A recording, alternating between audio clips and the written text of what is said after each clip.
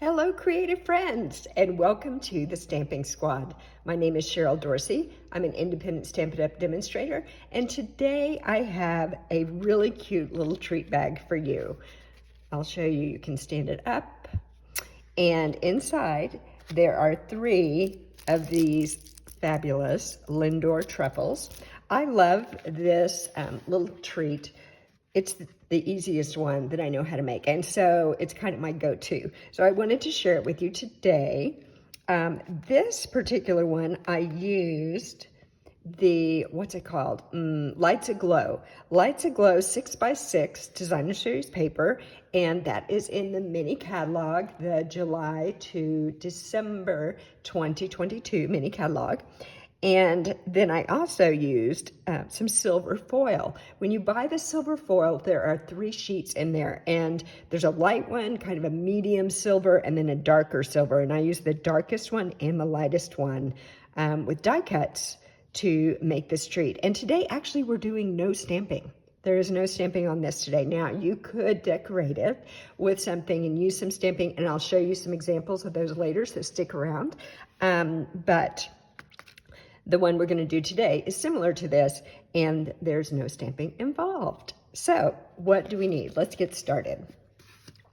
First of all, you need a piece of 6x6 designer series paper, and this is different from the one I just showed you, but it's from the same paper pack. It is from the Lights Aglow. And I don't know if you can see, but all the sheets in that pack have either a gold foil or a silver foil on them.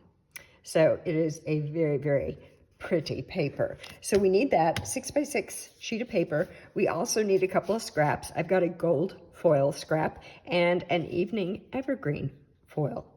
Nope, not foil, just regular cardstock scrap to make this treat. So what do we need? We need to pull out our scoreboard.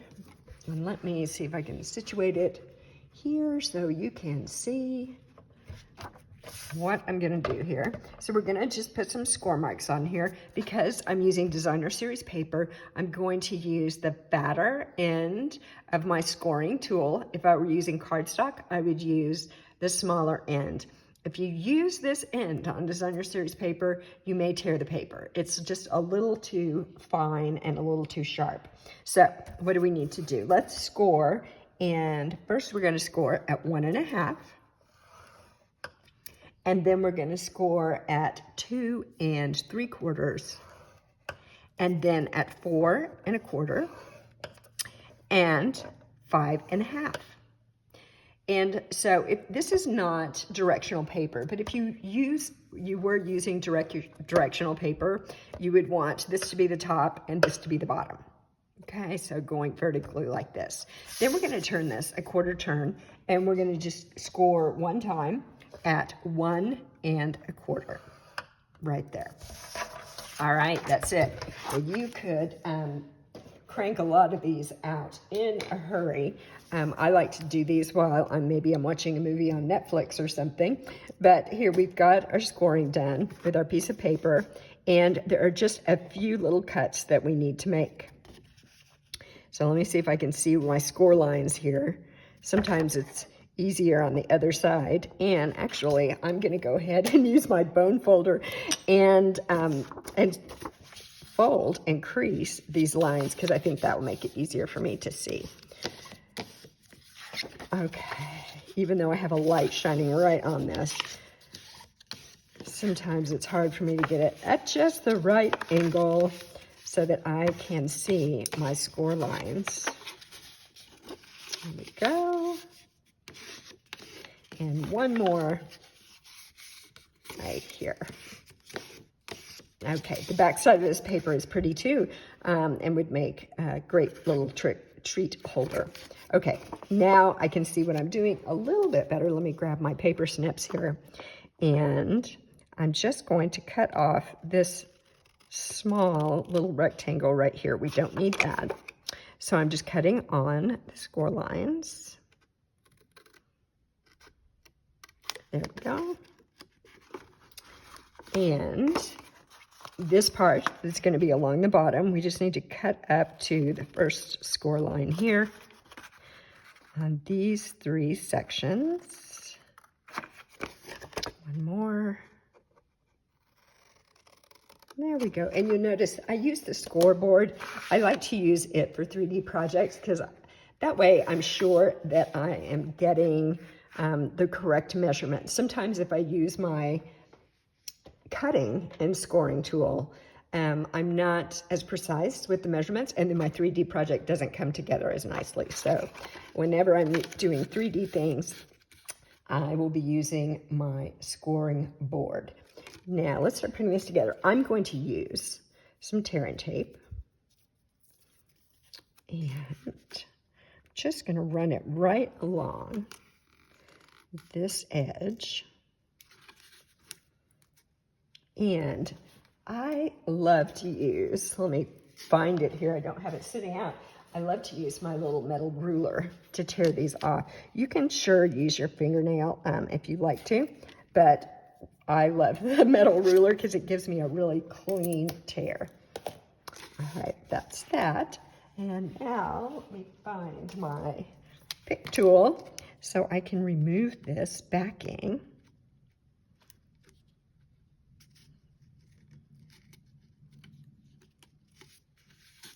Hold on.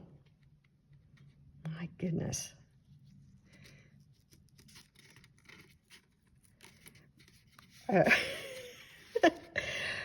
Oh my gosh, why? This is normally a no-brainer. Okay, there we go. Wow.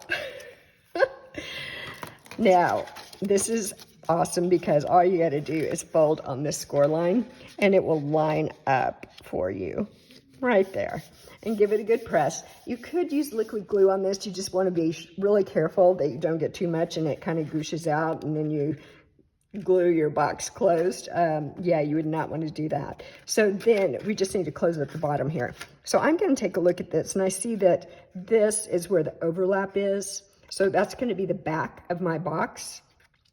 So as I'm gluing the flaps together, I just want to remember that. So the front flap is the last flap that closes, all right? So this is going to be the front. So I like to just bend it way up here so I can remember that's the front. All right, so these 2 little side flaps, I'm just going to grab my liquid glue, and you only need a tiny bit, and honestly, you probably wouldn't even have to glue these first 2. But I'm going to go ahead and do that. Just a tiny bit of glue just to kind of hold them together. You know, once you put the treat inside, it's going to push those down. So you wouldn't have to glue that if you didn't want to. All right, and then I am going to be careful on this flap. I'm using just a tiny bit of glue, but I want to kind of spread it. I just squeeze a little bit on there, and really now I'm not squeezing at all. I'm just spreading it around. And I am going to press that down, and you can kind of square it up a little bit. You can push it around a little bit. Then I'm going to turn that over, and I want to use something to just press down and make sure that I've got that sticking together well. Okay, there we go. Now I can put my treats in. So I have 3 of these Lindor treats that will just fit inside here. And I have something funny to tell you. So I set everything out to be able to do this project and video it for you yesterday. I set everything out yesterday. And so just a few minutes ago, I came in to start, and I had 3 of these truffles sitting here. And when I came out this morning and to do this video, there was only 1. Well, I don't live alone. There are other people in this house. So I think someone else helped themselves to a couple of Lindor truffles. So I'm glad I caught that before I got on with you. Otherwise, I'd be running off somewhere to find another 2 truffles. So I was talking, so I wasn't telling you what I was doing. But you may have seen, all I did was just pinch the sides of this, pinch it closed. And now I'm just going to use your regular old hole punch. And I'm going to punch a hole. I'm just eyeballing to punch a hole in the center up a little ways here. That looks pretty good.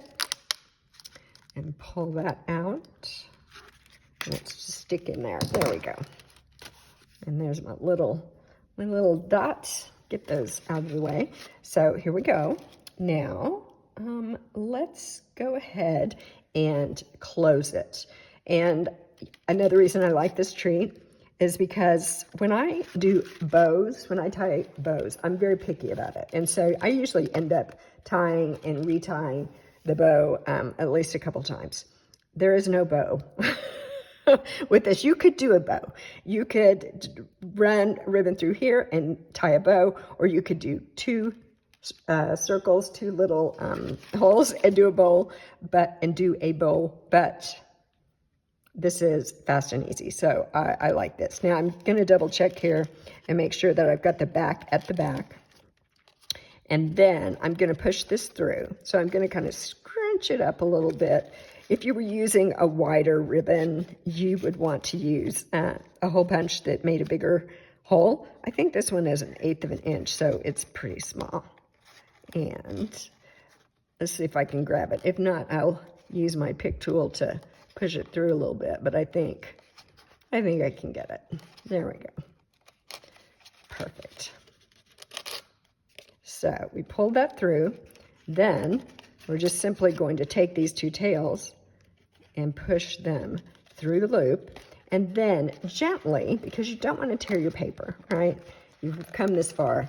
You don't want to ruin your treat. So I'm just kind of gently pulling that ribbon through to tighten it up at the top.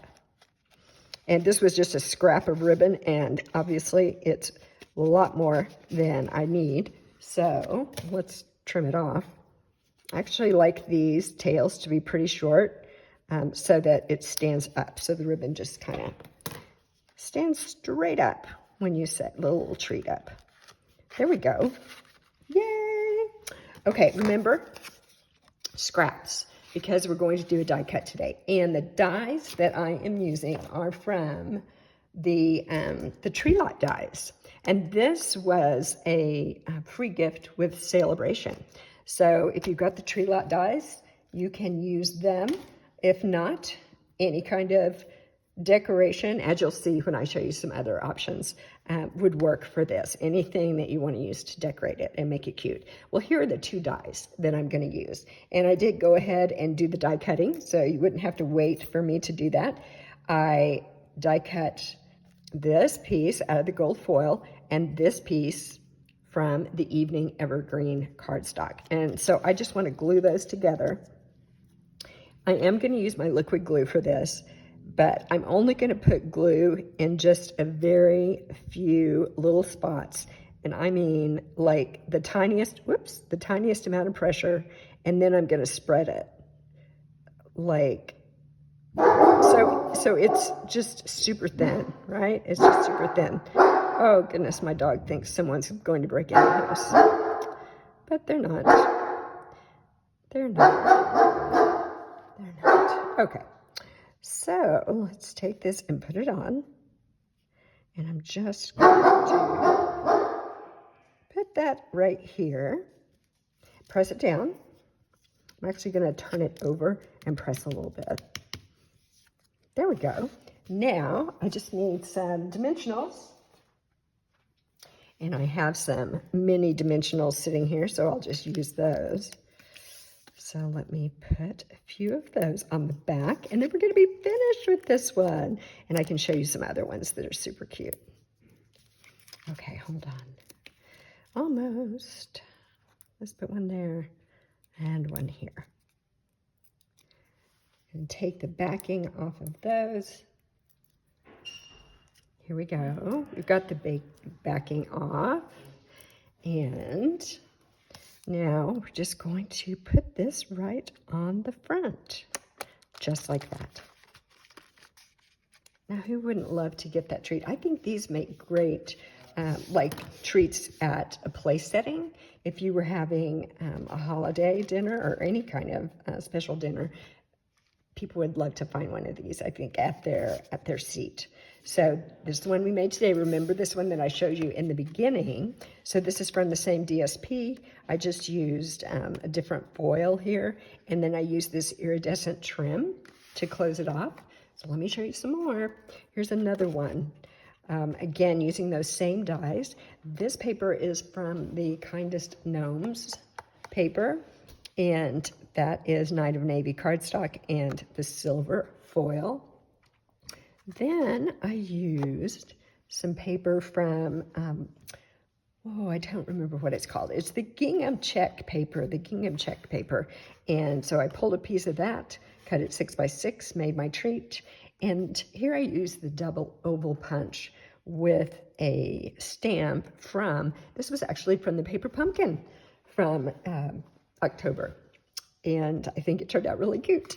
And then one more. This one is more for fall. I made several of these recently.